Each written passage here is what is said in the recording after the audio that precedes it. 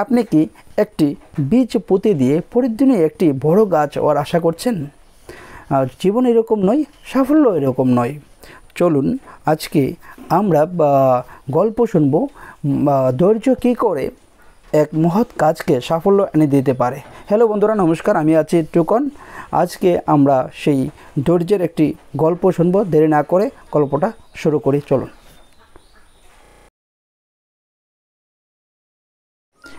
এক শান্ত গ্রামের এক ছেলে ছিল, তার নাম ছিল অর্জুন।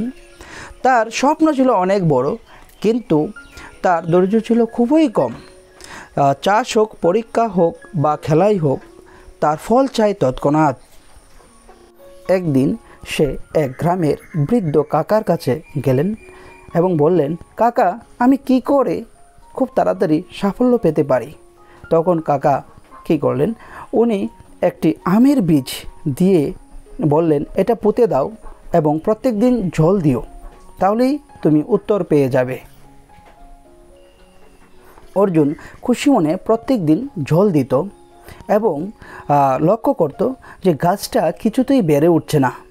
এক সপ্তাহ জল দিল এবং এইভাবে 2 সপ্তাহ 3 সপ্তাহ কাটার পরেও গাছের কোনো পরিবর্তন দেখতে পেল না।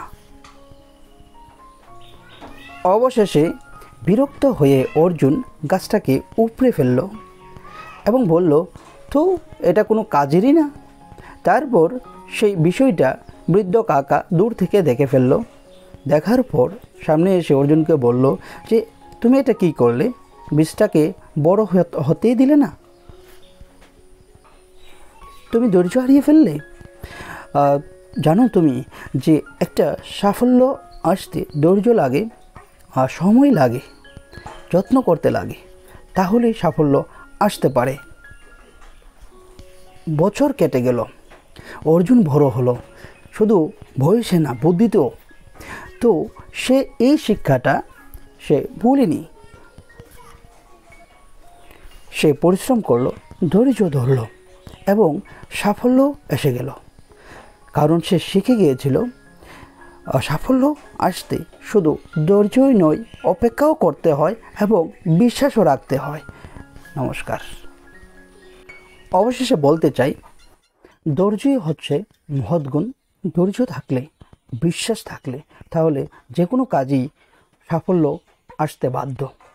যদি এই ভিডিওটি ভালো লেগে থাকে তাহলে সাবস্ক্রাইব করুন, শেয়ার করুন এবং কমেন্ট করতে ভুলবেন না।